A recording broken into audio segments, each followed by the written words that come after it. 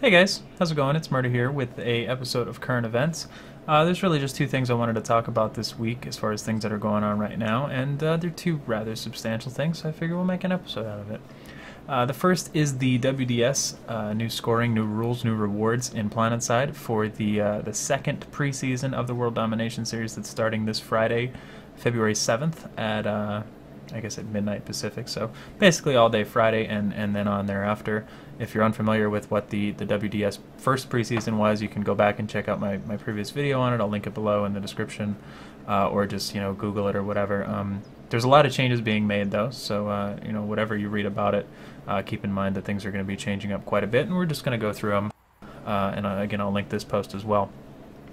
So if you are familiar with the WDS first preseason, there were difficulty and top dog multipliers that changed how, drastically changed the amount of score that you would get based on different things, such as the top dog, for instance, the empire that was winning essentially, you'd get more points for capturing stuff from them. So they disabled that for that, and in an effort to make it, more equal value regardless of the time of day, if you're ghost capping, how much population was on a given continent, just to kind of spread it out more equally across the board.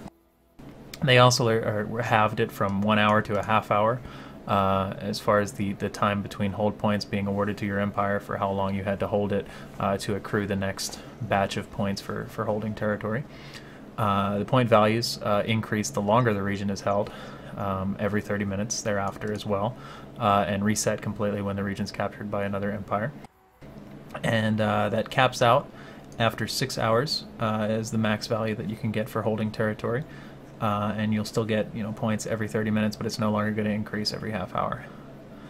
There's also a time held field down in here that you'll see when you mouse over in an effort to make things a lot more transparent and aware to people, so they know what's going on.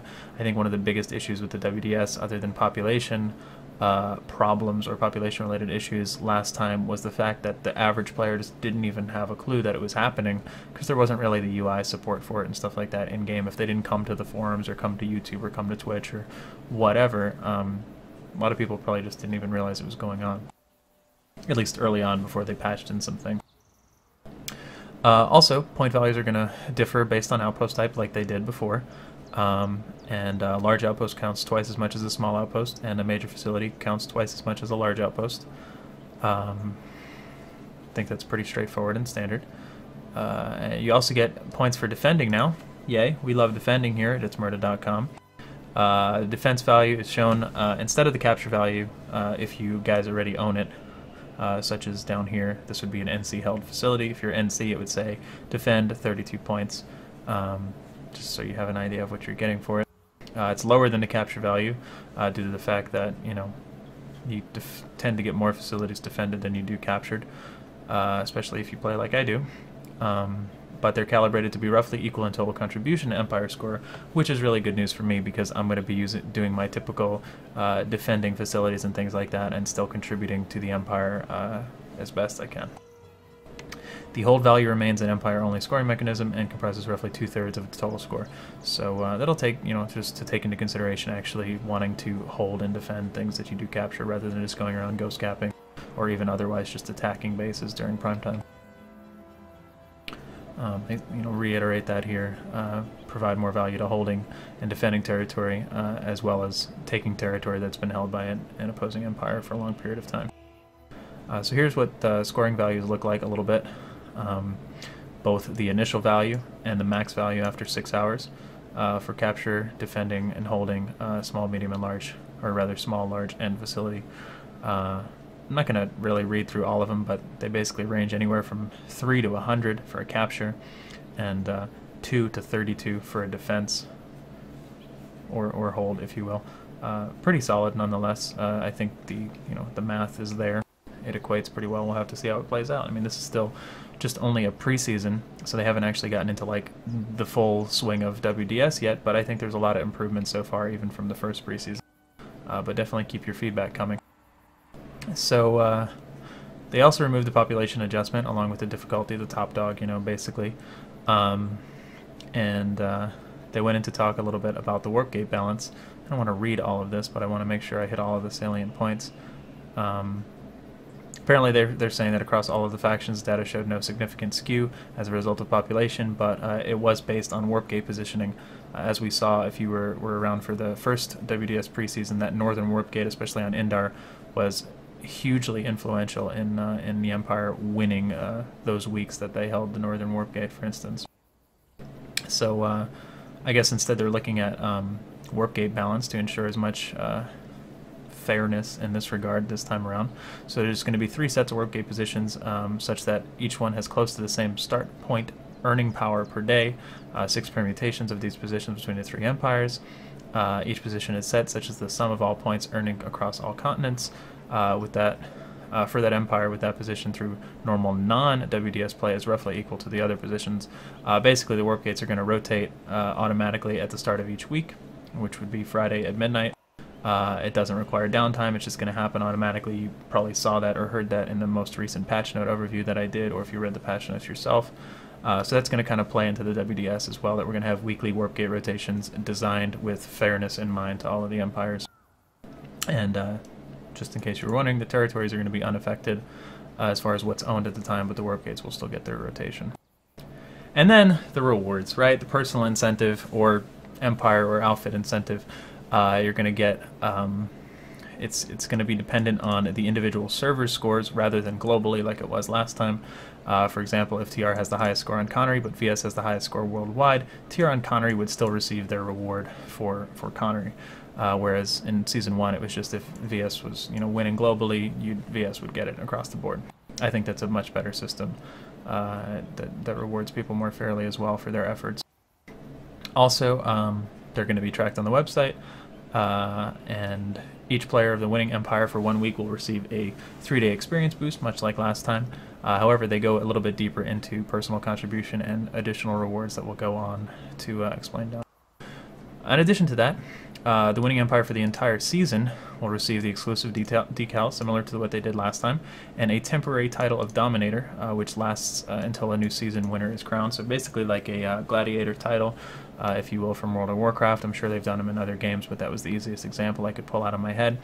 You might have seen a lot of VS running around with the Dominator title already. I'm assuming it was a bug that stems from the fact that VS won the first WDS Preseason 1, and they just kind of all got granted the Dominator title. I don't know if it's been fixed yet or not, but either way it's temporary. So maybe it wasn't even fixed, and maybe it's intended, since they won WDS last time. They now have this title until the end of WDS 2, and if VS don't win again, it'll go to one of the other empires, and it'll be deleted from the VS characters. I'm not sure. That would be my guess if I had to guess. Anyway, here's what the weekly and season scores and rewards are going to look like, so you can tell how people are doing for the week and the season, as well as what the reward is going to be. In this case, the 3-day boost, and what the first place reward is for the entire season, the decal in this case. However, there's going to be additional kind of personal rewards and how you can gauge your own contribution as a player, which I'm pretty excited about, because last time around not only was it not really that obvious to a lot of people that WDS was going on, but there wasn't really a whole lot of personal incentive, especially if you happened to be playing on the empire that was either really underpopulated or didn't have the Northern Warp Gate, and it was just obvious that it was a landslide victory for TR, for instance, as it was for the first few weeks of WDS Preseason 1, and then VS at the very end after they changed up a lot of things. But now there's this personal incentive, so you can get things out of it even if you don't win a single week, even if you don't win the whole entire thing. You can get your own contribution points, and this is basically how this works. So participating in capture or defense of a base, which is basically everything, you get contribution points, and they're equal to the amounts of the WDS points that your empire receives. So whatever you see on the map, like the 32 we saw for defending this facility, you'd get 32 points for that. And what you earn during a week will qualify you accordingly to how many you earn.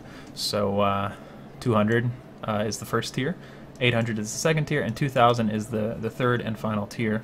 And each time you reach one of these tiers, you get a supply cache, which contains one of many items.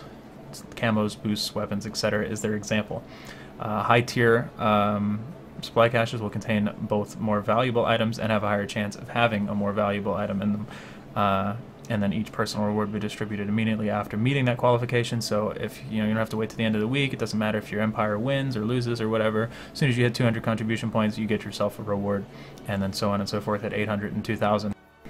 And you can earn multiple weekly personal rewards provided that they meet, obviously, the qualifications of each tier. And you're going to get a nice on-screen progress bar that shows you how far you are to your rewards. So I know that that's kind of like, just an extra personal incentive, but for me that's actually really exciting because I play 4 characters, as you probably know, and I want to get 2,000 points on each of my 4 characters every single week during this. So that's going to not only be incentive to play the game, but it's going to be incentive to contribute to my empire and contribute to the WDS as a whole when I'm playing that character for the week. And I don't know what it's going to have inside, but it seems like there's some potentially good stuff.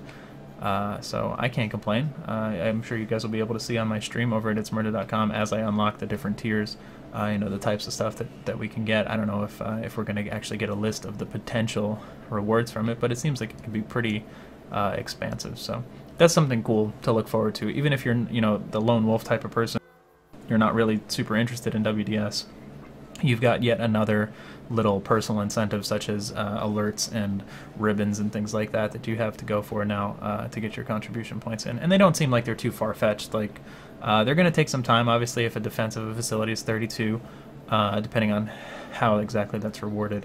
But I think it's totally feasible for me to get 2,000 each week on all 4 of my characters, and that's what I'll be going for. So you can cheer along or play along with me over on itsmurda.com, where I stream PlanetSide 2 pretty much every day.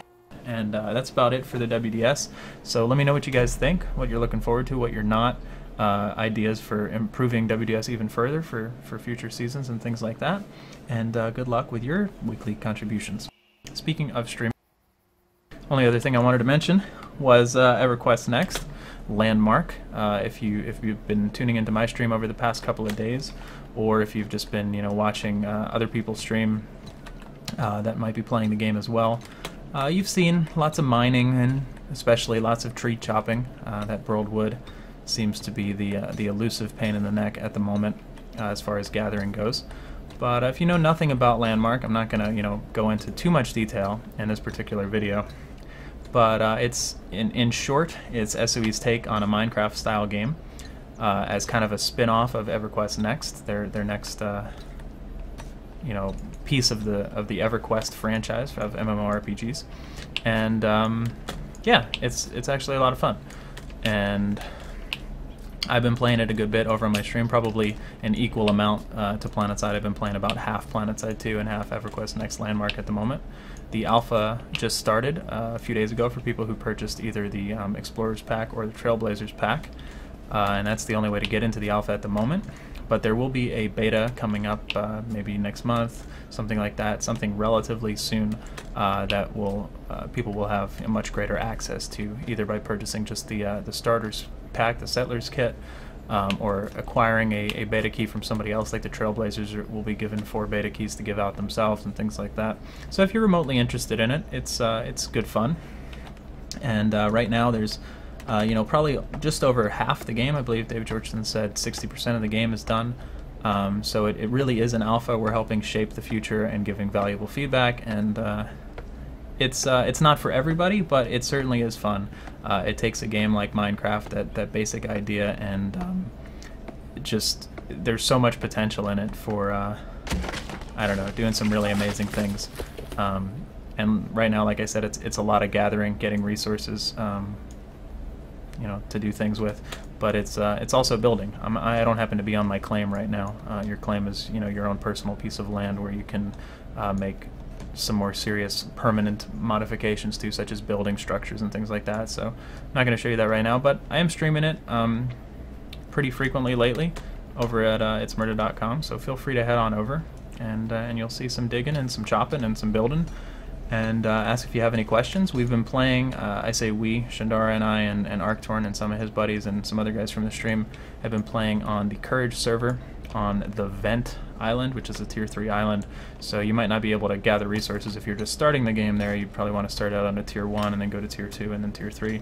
But that's where we've been hanging out. And when the Serenity server comes up, which is set to open pretty soon, I believe, we'll probably be moving over to Vent on Serenity, so you can check us out over there. You can come hang out on the stream, ask if you have questions. It will be a free-to-play game once it goes live, just like PlanetSide.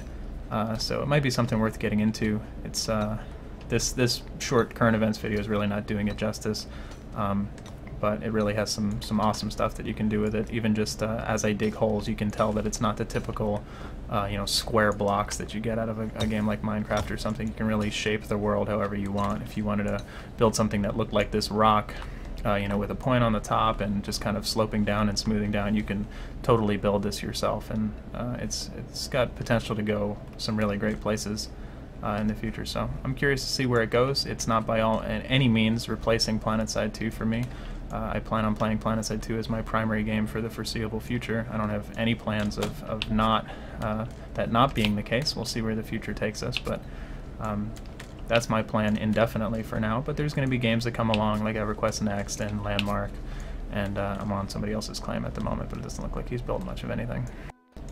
And some other such games that you'll see me stream from time to time, because they're fun, or because I want to support the developers, or whatever. And don't freak out and think that I'm leaving PlanetSide or anything like that when you see that happen. But I've probably talked enough for this episode, so I hope to see you guys over at the stream. Hope to see you playing some Landmark. Come say hi if you are, and hope to see you enjoying the WDS preseason that's starting up in just a couple of days. So I will see you guys around. Again, it's Murda.com for the stream, and I hope to see you there. Thanks so much for the support. Have a good one.